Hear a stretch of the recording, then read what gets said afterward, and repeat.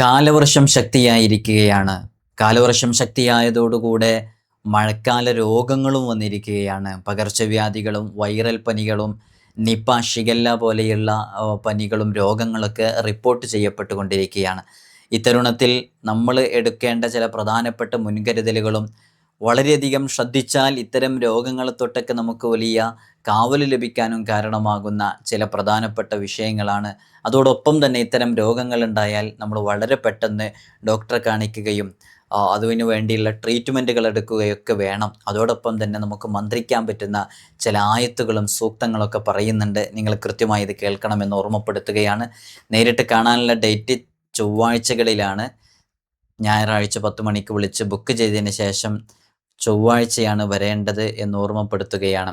കാലവർഷം ശക്തി പ്രാപിച്ചതോടുകൂടെ കാലാവസ്ഥാ നിരീക്ഷണ കേന്ദ്രങ്ങളൊക്കെ അതിതീവ്ര മഴയുടെ സാധ്യതകളാണ് നമ്മോടൊക്കെ പറഞ്ഞിട്ടുള്ളത്.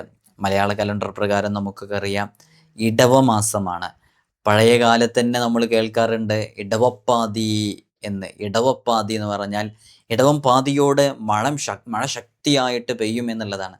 അതാണ് ഇടവപ്പാതി എന്ന് പറയുന്നത്. മഴ ശക്തിയാകുന്നതോടുകൂടെ തണുത്ത കാലാവസ്ഥയും വെള്ളക്കെട്ടുകളൊക്കെ രൂപപ്പെടും. ഓടകളിലെ മാലിന്യങ്ങൾ പുറത്തു വരും. കൊതുകും മറ്റ് പകർച്ചവ്യാധികളൊക്കെ വ്യാപകമാകും. രോഗങ്ങൾ പകരുന്ന സാഹചര്യങ്ങൾ ഉണ്ടാകും.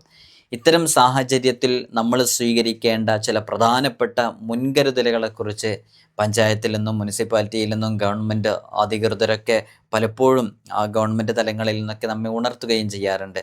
അതൊക്കെ നമുക്കറിയുന്ന കാര്യങ്ങളാണ്. ഒന്നാമതായി അവരൊക്കെ പറയുന്നത് എന്താണെന്ന് ചോദിച്ചാൽ ശുചീകരണം കൃത്യമായിട്ട് ശുചിത്വം പാലിക്കണം എന്നുള്ളതാണ്. രണ്ട്, നമ്മുടെ വീടും പരിസരങ്ങളൊക്കെ വൃത്തിയായി സൂക്ഷിക്കണം. മാലിന്യങ്ങളൊക്കെ നീക്കം ചെയ്യണം. അങ്ങനെ ചെയ്യുന്നതിലൂടെ രോഗങ്ങൾ ഈ സ്പ്രെഡാകുന്നതിനെ തൊട്ട് തടയാൻ കാരണമാകുമെന്നുള്ളതാണ്. നമ്മൾ ഇത്തരം ശുദ്ധീകരണ പ്രവർത്തനങ്ങളും ശുചീകരണവും ഇത്തരം കാര്യങ്ങളൊക്കെ നമ്മൾ കൊറോണയെ അതിജീവിച്ച നമുക്ക് പ്രത്യേകമായിട്ട് കൂടുതൽ അതിനെക്കുറിച്ച് പറയേണ്ട ആവശ്യങ്ങളൊന്നുമില്ല.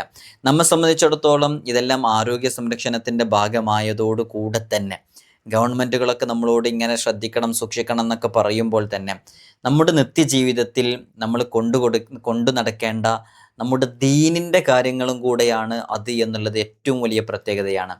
ലോകത്ത് വൃത്തിക്കും ശുചിത്വത്തിനും ഇത്രയേറെ പ്രാധാന്യം നൽകിയ മറ്റേതു മതമാണുള്ളത്?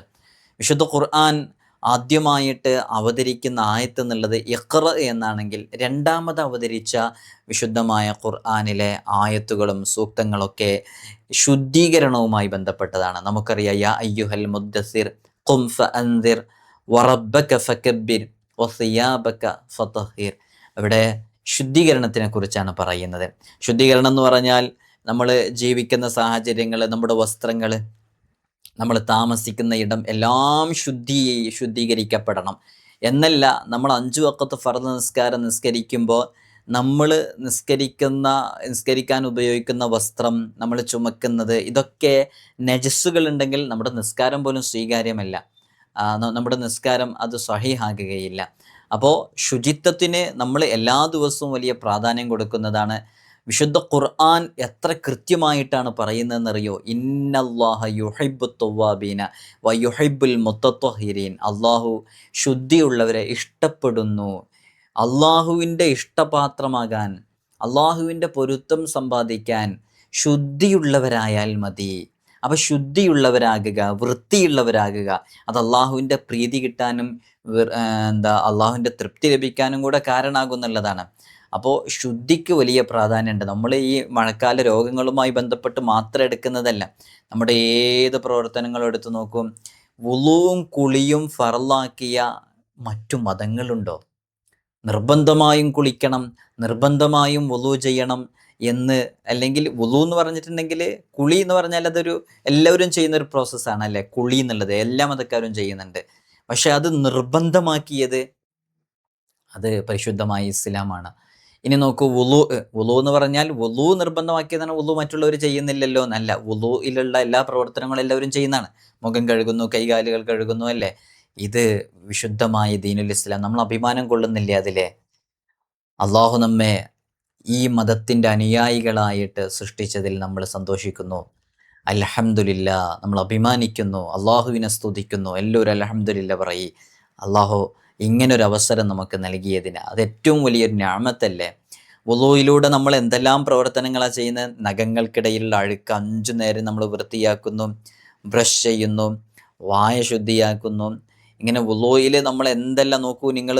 ഈ ചെവിയുടെ മടക്കുകളുണ്ടല്ലോ, ഓരോ മടക്കുകൾ, ആ മടക്കുകളിലുള്ള 5 വക്കത്തും 3 തവണ നമ്മൾ ചെവിയുടെ മടക്കുകൾ കൃത്യമായിട്ട് നമ്മൾ വൃത്തിയാക്കുകയാണ്. നമ്മുടെ മൂക്കിൻ്റെ ഉള്ള് നമ്മൾ വൃത്തിയാക്കണം, നമ്മുടെ വായ നമ്മൾ വൃത്തിയാക്കുകയാണ്. എല്ലാം 3 പ്രാവശ്യം ചെയ്യുകയാണ്. നിങ്ങൾ നോക്കൂ, ഇതൊക്കെ എത്ര വലിയ പ്രൊട്ടക്ഷനാണ് നമുക്ക് നൽകുന്നത്. ഒരു ദിവസം നമ്മളിത് എത്ര തവണ ചെയ്യുന്നുണ്ട്? ചുരുങ്ങിയത് ഒരു 15 തവണയെങ്കിലും നമ്മളിത് ചെയ്യുന്നില്ലേ? അപ്പോൾ എത്രമേൽ നമുക്ക് ശുദ്ധിക്ക് പ്രാധാന്യമുണ്ട്, എത്രമേൽ നമുക്ക് ശുദ്ധിയുമായി ബന്ധപ്പെട്ട ആരോഗ്യ മേഖലയിൽ ഗവൺമെൻറ്റുകളൊക്കെ പഠിച്ചു പറയുന്ന വിഷയങ്ങളൊക്കെ നൂറ്റാണ്ടുകൾക്ക് മുമ്പ് നമ്മൾ നമ്മുടെ ജീവിതത്തിൽ പകർത്തിക്കൊണ്ടുവരുന്നവരാണ്. ഒരേ സമയം നമുക്ക് ദീനിൻ്റെ കാര്യങ്ങളും അത് രോഗപ്രതിരോധവുമാണ് എന്നുള്ളതാണ്. അപ്പോൾ നമുക്ക് ഭൗതികമാണ്, ആത്മീയമാണ്. എന്തൊരത്ഭുതം! ഹബീബായ സല്ലല്ലാഹു അലൈഹി വസല്ലമ തങ്ങൾ പറയുന്നൊരു ഹദീസ് ഇമാം മുസ്ലിം റളിയല്ലാഹു അൻഹു ഉദ്ധരിക്കുന്നുണ്ട്. എന്താണെന്നറിയോ? ആരെങ്കിലും വുളൂ എടുത്തു, നന്നായിട്ട് കാമിലായ വുളൂ എടുത്തു, എന്നാൽ ആ വുളൂ കാരണമായിട്ട് അവൻ്റെ ശരീരത്തിൽ നിന്ന് എല്ലാ ദോഷങ്ങളും അല്ലാഹു സുബ്ഹാനഹു വ തആല അവന് പുറത്തു കൊടുക്കുമെന്ന് പറയുന്നുണ്ട്. ശുദ്ധിയുടെ ഒരു പ്രാധാന്യമാണത്, അല്ലേ? ശുദ്ധിയാക്കി കഴിഞ്ഞാൽ ദോഷങ്ങൾ പൊറുക്കുമെന്ന് പറയാൻ അത്രമേൽ മഹത്വമുള്ളതാണ് ഈ ശുദ്ധീകരണം എന്നുള്ളതാണ്. എന്നാൽ ഈ ശുദ്ധിയുമായി ബന്ധപ്പെടാതെ ജീവിക്കുന്നവരോ, വൃത്തിയില്ല, ശുദ്ധിയില്ല, അങ്ങനത്തെവർ അള്ളാഹുവിൻ്റെ ശിക്ഷകൾക്ക് വിധേയപ്പെടേണ്ടി വരും. വലിയ പ്രത്യാഘാതങ്ങൾ അവർക്കുണ്ടാകും. അതാണല്ലോ മുത്തുനബി സല്ലല്ലാഹു അലൈഹി വസല്ലമ തങ്ങളെ നടന്നു പോകുന്ന സമയത്ത് 2 ഖബറാളികളെ ശിക്ഷിക്കപ്പെടുന്നതായിട്ട് മുത്തുനബി സല്ലല്ലാഹു അലൈഹി വസല്ലമ കണ്ടു. അതിൽ ഒരാൾ ശിക്ഷ അനുഭവിച്ചു കൊണ്ടിരിക്കാനുള്ള കാരണമായിട്ട് പറയുന്നത് ശുദ്ധീകരിക്കുന്നില്ല, വിസർജ്യം നടത്തിയതിന് ശേഷം പൂർണ്ണമായി ശുദ്ധി വരുത്താത്ത ആളായിരുന്നു എന്നുള്ളതായിരുന്നു. അപ്പോൾ ശുദ്ധി അള്ളാഹ്ക്ക് ഇഷ്ടമുള്ള പ്രവൃത്തി എന്ന് മാത്രമല്ല, ചില സന്ദർഭങ്ങളിൽ ശുദ്ധീകരണത്തിൽ നമ്മൾ ശ്രദ്ധിച്ചില്ലെങ്കിൽ വലിയ പ്രശ്നങ്ങൾ നമുക്കുണ്ടാകും, വലിയ പ്രത്യാഘാതങ്ങൾ നമുക്കുണ്ടാകും. അതുപോലെ തന്നെ നമ്മുടെ ഏത് ചിട്ടകളെടുത്ത് നോക്കൂ, ഭക്ഷണ മര്യാദകൾ എടുത്തു നോക്കൂ, അവിടെയെല്ലാം ശുചിത്വത്തിന് മുൻകരുതലുകൾ, ശുചിത്വവുമായി ബന്ധപ്പെട്ട മുൻകരുതലുകൾ നമുക്ക് കാണാം. ഭക്ഷണം കഴിക്കുന്നതിന് മുമ്പ് 2 കൈകളും കഴുകണം, അല്ലേ? നമ്മളതൊക്കെ പാലിക്കുന്നവരാണ്. ഇത് എന്താ നിന്നിട്ട് കുടിക്കരുത്, ഇങ്ങനെ ഒരുപാട് മര്യാദകളുണ്ട്. അവിടേക്കും ഇവിടേക്കും ഇങ്ങനെ വാരി വലിച്ച് തിന്നരുത്, നമ്മുടെ കയ്യിൻ്റെ അടുത്തുള്ളത് മറ്റുള്ളവൻ്റെ മുമ്പിലേക്ക് നീട്ടരുത്, ആവശ്യത്തിന് മാത്രം നിന്ന വയറിലും 1/3 ഭാഗം മാത്രം എന്നൊക്കെ പറഞ്ഞ് ഏത് വിഷയങ്ങളിലും ആരോഗ്യപരമായ എത്ര നിർദ്ദേശങ്ങളാണ് മുത്തുനബി സല്ലല്ലാഹു അലൈഹി വസല്ലമ തങ്ങൾ നമ്മെ പഠിപ്പിച്ചിട്ടുള്ളത്.